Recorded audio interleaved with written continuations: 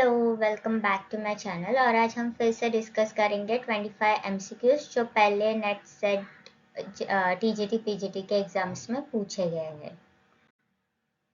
Okay, तो पहला वाला एमसीक्यू ये है कि कार्ल सैंडबर्ग की जो पोयम है प्लैंक व्हाइट फिश, इसमें कौन सी इमेजरी है? तो उसमें है वॉर इमेजरी। और इसी पोयम में कार्ल सैंडबर्ग बहुत सारे रेफरेंसेस देते हैं। वो हॉरेस वाइल्ड क्लब का एग्जाम्पल देते हैं जहाँ पे उन्होंने प्लैंक व्हाइट फिश खाया। ये एक डिश का नाम है जो वहाँ पे उन्होंने खाया था। और इस पोयम में वो खुद को भी मेंशन करते हैं कि and Karl Sandberg a distinguish poet जो अभी जेल से बाहर आ चुके हैं। तो इस पोयम में वो काफ़ी सारे ऐसे रेफरेंसेस दिए गए हैं, उन्होंने ऐसे काफ़ी सारे रेफरेंसेस दिए हैं। और इनके सारे पोएम्स इस कैटेगरी में आते हैं, शिकागो पोएम्स। ठीक है, और फिर इनको शिकागो पोएट के नाम से भी जाना जाता है कार्ल सैंडबर्ग को। एडमंड स्पेंसर का जो शेफर्ड्स कैलेंडर है वो उन्होंने डेडिकेट किया था सर फिलिप सिडनी को। और इस शेफर्ड का कैलेंडर में वो कॉलिन का लव जो होता है रोजलैंड के लिए उसके बारे में बताते हैं। कॉलिन रोजलैंड से प्यार करता है बट रोजलैंड उसको रेसिप्रोकेट नहीं करती, तो उसका वो जो शैटर्ड हार्ट है या शैटर्ड लव है इसके बारे में वो बात करते हैं। अभी कैलेंडर है मतलब इसमें ऑब्वियसली 12 मंथ्स की बात की गई है। तो ये पूरा जो शेफर्ड्स कैलेंडर है वो 12 पार्ट्स में डिवाइडेड है। हर एक सीजन के बारे में बात करते हैं, वो हर एक मंथ के बारे में बात करते हैं। और एडमंड स्पेंसर को इसका जो इंस्पिरेशन है वो मिला था वर्जिल के एक्लॉग्स से। एक्लॉग्स वो पोएट्री होती है जो पैस्टोरल होती है। पैस्टोरल मैंने बहुत बार पहले भी बताया है कि पैस्टोरल क्या होता है, ऐसी पोएट्री जो कंट्री साइड पे लिखी गई है, गांव में लिखी गई है। तो वर्जिल एक रोमन पोएट है, उन्होंने काफी सारे एक्लॉग्स लिखे थे, पैस्टोरल पोएम्स लिखे थे, उसी से इंस्पायर होके एडमंड स्पेंसर ने शेफर्ड्स कैलेंडर लिखा। विलियम ब्लेक ने एक सिंबल यूज किया है सिक रोज। ये एक पोयम ही है जिसमें वो उसके फर्स्ट लाइन में ही बोलते हैं कि यू आर अ सिक रोज। ठीक है, तो वो उससे है, उन्होंने वो सिंबल लिया है। और ये जो पोयम है ये सबसे पहले पब्लिश हुआ था songs of innocence and experience में। जूलियन ऑफ नॉर्विच जो थी वो पहली विमेन राइटर थी इंग्लिश की। इसके पहले भी काफी सारे ऐसे पोएम्स लिखे गए थे जिनके सोर्सेस एनोनिमस है। तो कुछ क्रिटिक्स बोलते हैं कि शायद उनमें से कोई एक राइटर फीमेल राइटर हो सकता है। बट जूलियन ऑफ नॉर्विच ऐसी पहली नोन राइटर है। ठीक है, नोन राइटर है जिसके बारे में हमें पता है कि इन्होंने ही फर्स्ट पोएट्री लिखी। अभी जो दूसरे अनोनिमस है उनके सोर्सेस का कुछ पता नहीं है, तो फिर इसलिए इसको इंक्लूड नहीं किया जाता।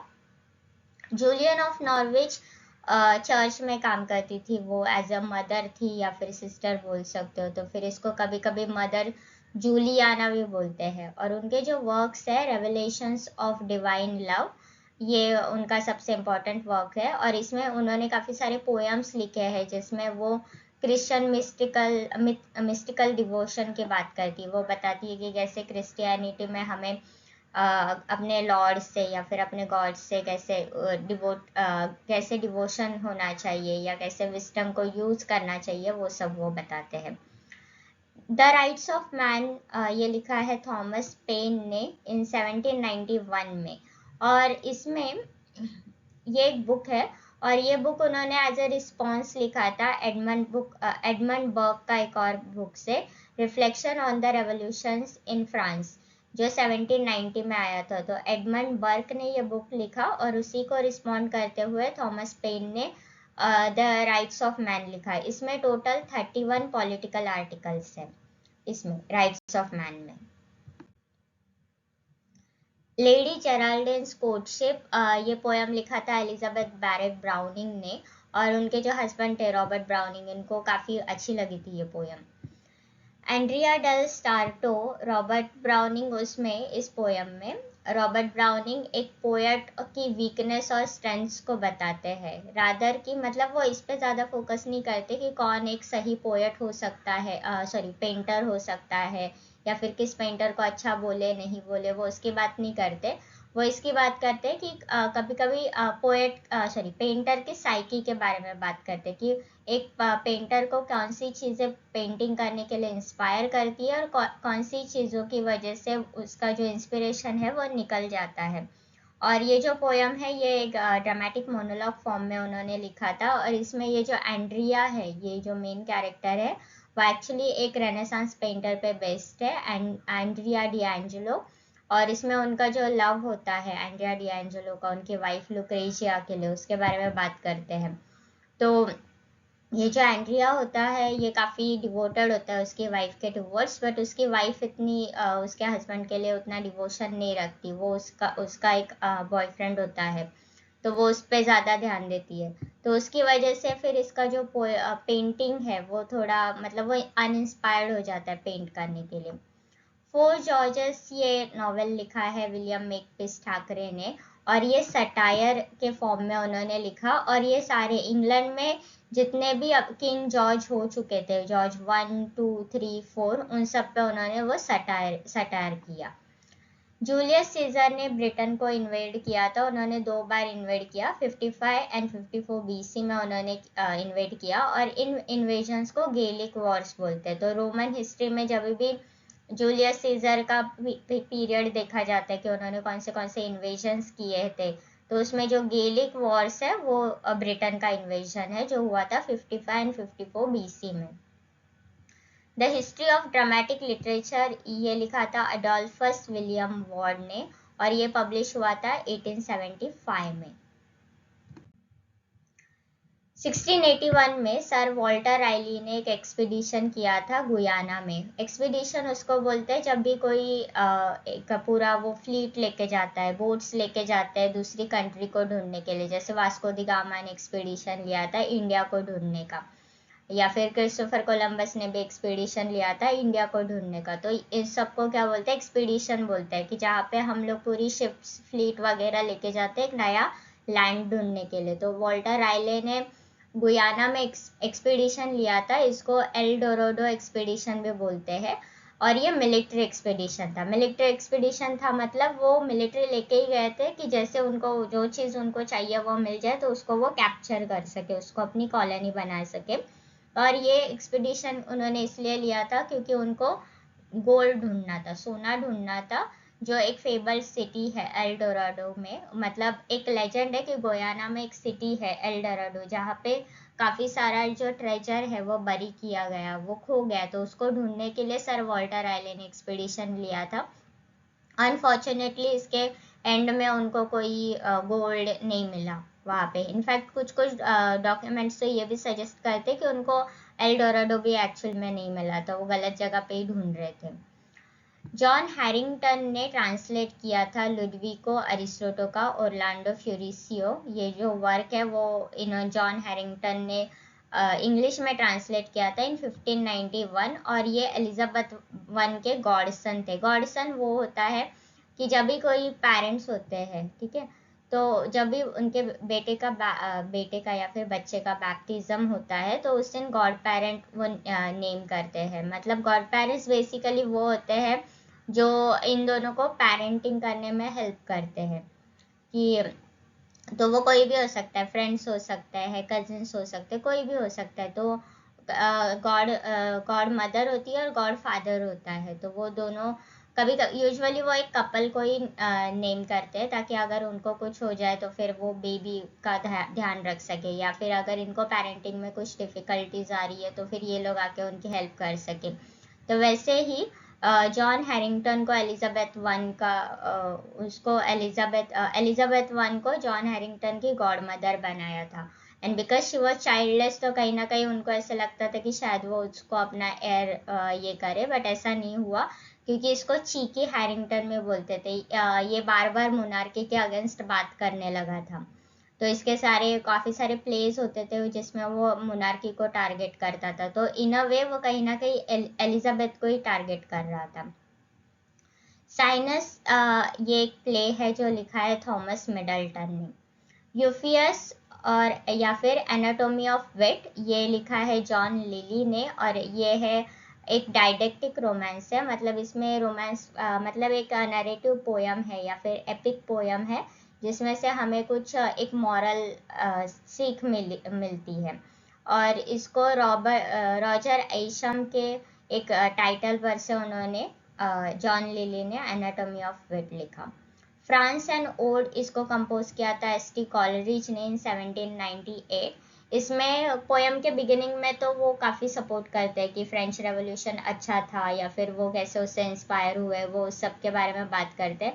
बट बाद में फिर उनको इस बात से ख़राब भी लगता है जब फ्रांस ने या फिर जो फ्रेंच लोग थे उन्होंने जब स्विट्ज़रलैंड को इन्वेड किया, स्विट्ज़रलैंड पे अटैक किया उसको कैप्चर करने के लिए, तो फिर कॉलरिज को वो थोड़ा अच्छा नहीं लगा तो फिर वो भी उन्होंने इस पोयम में मेंशन किया। तो पहले तो वो बताते हैं कि क्यों उन्होंने फ्रेंच रेवोल्यूशन को सपोर्ट किया और बाद में वो बताते हैं कि क्यों वो उसके अगेंस्ट थे।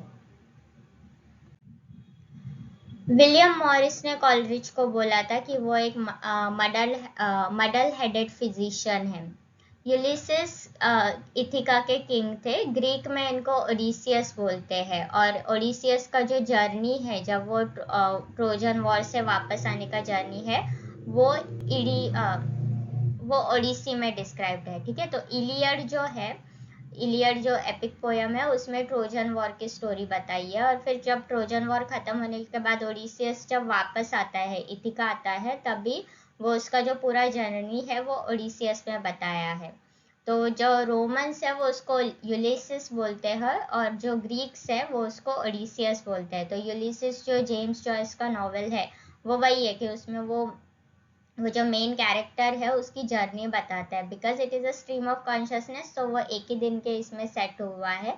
लेकिन जो ओरिजिनल लेजेंड है ओडिसियस का उसमें उसको सालों लग जाते हैं, वो सालों सालों तक ट्रैवल ही कर रहा होता है पूरा।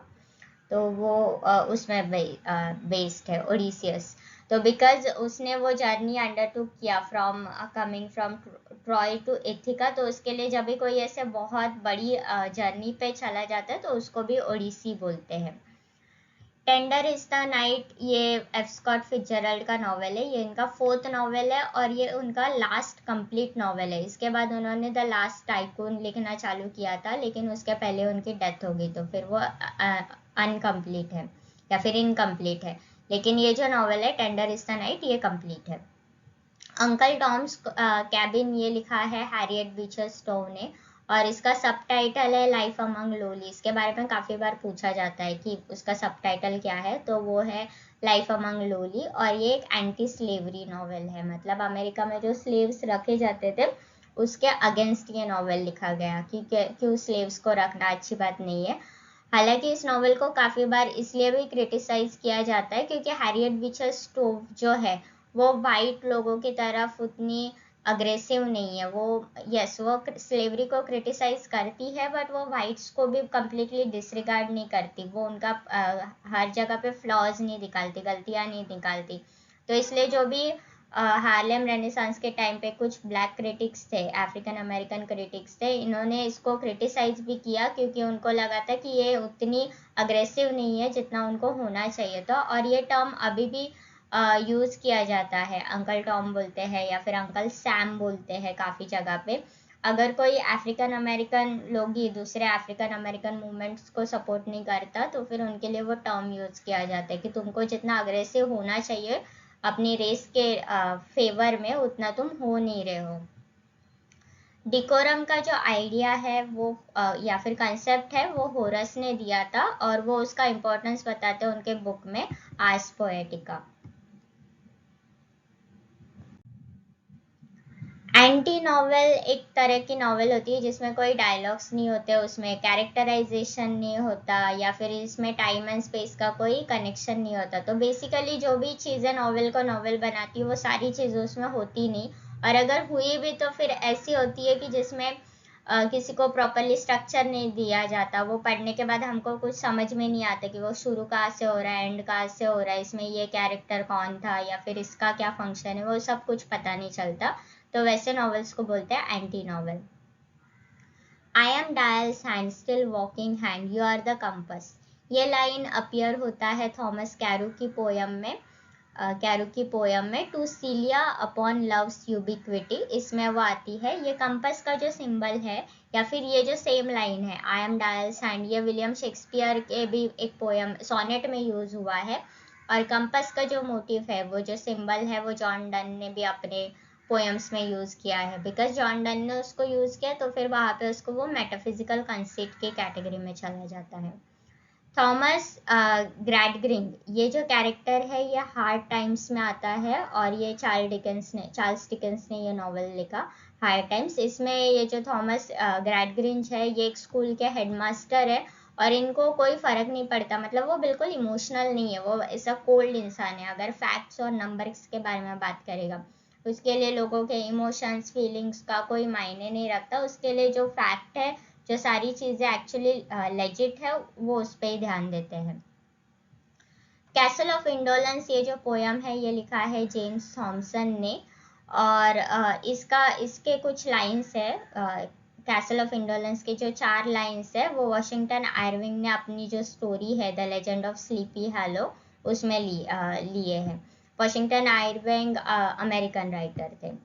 जॉन राइडन का बुक है द मेडल, उसका सबटाइटल है a satire against sedition. Sedition मतलब वो होता है जब हम लोग कंट्री के अगेंस्ट बात करते हैं, तो वो इसमें चला जाता है sedition.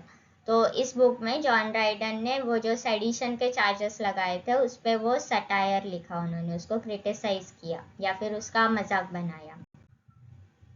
Okay, so that's it for this video. I hope आपको कॉन्सेप्ट क्लियर हो गए होंगे। अगर आपको वीडियो अच्छा लगा तो प्लीज़ इसको लाइक करना, कमेंट करना, चैनल को सब्सक्राइब करना और अगर अच्छा लगे तो प्लीज़ इसको अपने फ्रेंड्स के साथ भी शेयर करना। Thank you.